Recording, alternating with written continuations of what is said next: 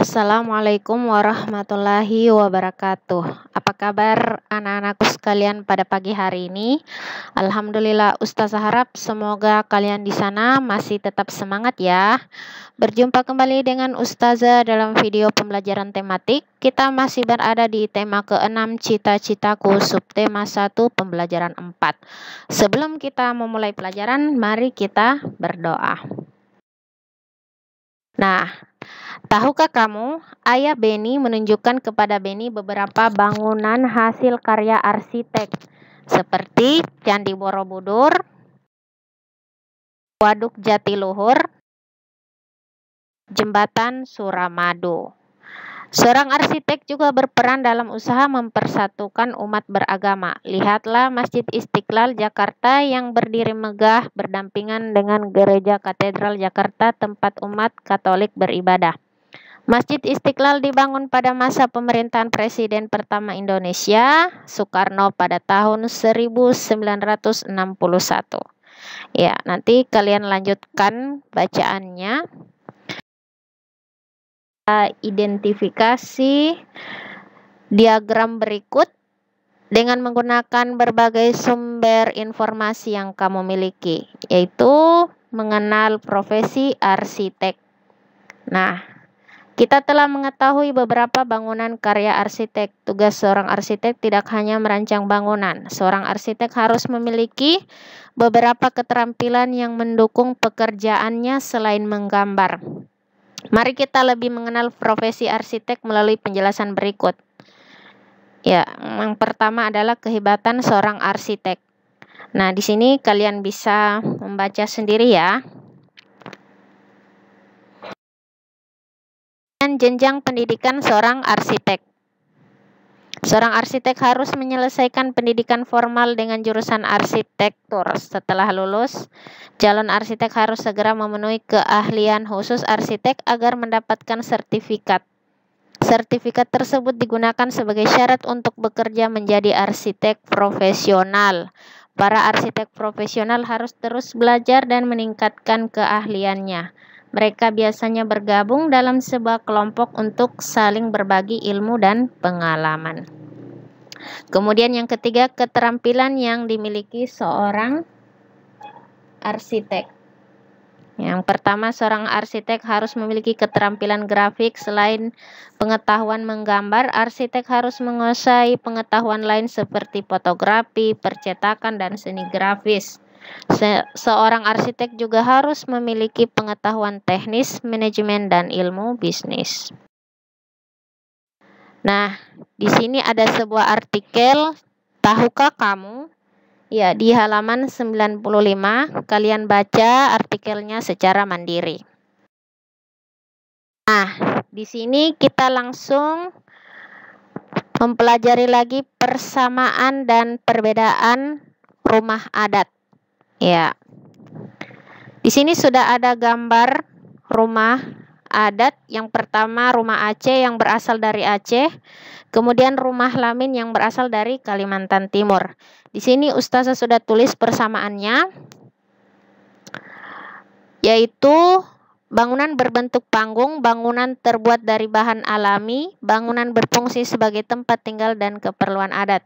Nah, sedangkan perbedaan antara rumah Aceh dan rumah Lamin, kalau rumah Aceh rumah terdiri atas 4 bagian ruang, sedangkan rumah Lamin rumah terdiri atas 3 bagian ruang.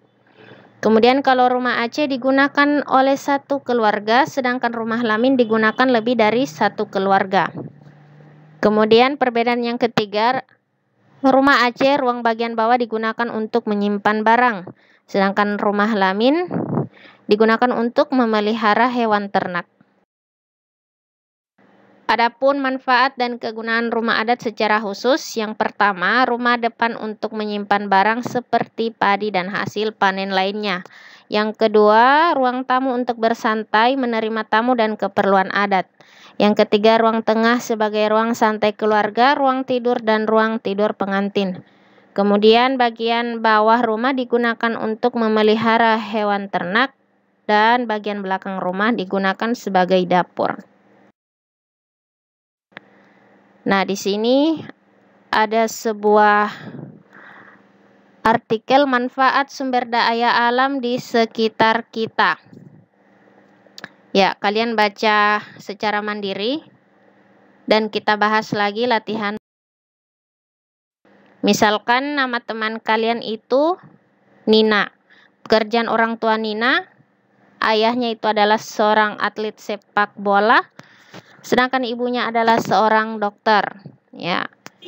Jadi jika ayah Nina atlet sepak bola, maka contoh peralatan yang digunakan saat bekerja seperti bola dan gawang. Sedangkan sumber daya alam yang dimanfaatkan kulit sintesis dan besi. Jadi anak-anakku sekalian, kalian harus ketahui bahwa bola itu terbuat dari kulit sintesis dan gawang itu terbuat dari besi. Sedangkan Ibu Nina memerlukan peralatan seperti stetoskop, dan stetoskop ini berasal atau bahannya berasal dari besi dan karet. Nah, lanjut lagi. Misal nama teman kalian adalah Mita. Pekerjaan ayahnya adalah pilot, sedangkan pekerjaan ibunya adalah seorang penulis. Nah, di sini kalian bisa baca secara mandiri ya. Ya, jika kesimpulan. Berdasarkan tabel, sumber daya alam yang paling banyak dimanfaatkan oleh orang tua adalah besi, aluminium, dan kayu. Besi dan aluminium merupakan sumber daya alam yang tidak dapat diperbaharui, sedangkan kayu merupakan sumber daya alam yang dapat diperbaharui. Nah, di sini sudah ada sebuah puisi yang berjudul Kawan Sejatiku. Puisinya di sini tidak lengkap. Ya, jadi kalian baca lagi secara mandiri ya.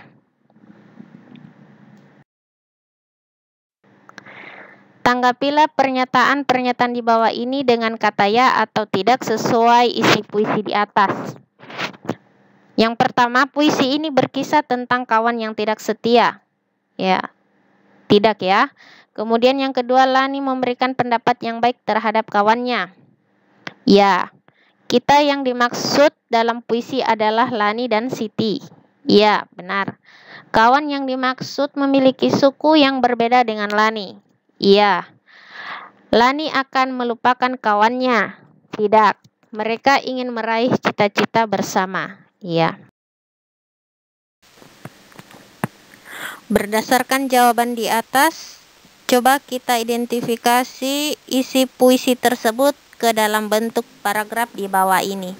Ya, di sini Ustazah sudah jawab. Coba kita baca bersama-sama. Mereka sering mengerjakan tugas sekolah bersama dan selalu ada di saat mereka sedang pilu. Walaupun suku dan agama mereka tidak sama, mereka selalu saling menghargai ketika mereka melakukan ibadah. Lani akan selalu mengingat kawannya dan mereka akan berjuang bersama untuk meraih cita-cita.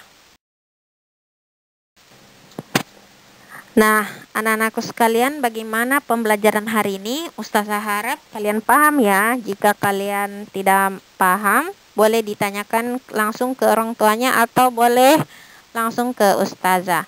Demikian pembelajaran hari ini. Ustazah tutup dengan membaca doa kafaratul majelis. Subhanakallahumma wa bihamdika asyhadu an la ilaha illa anta astaghfiruka wa atubu ilaik.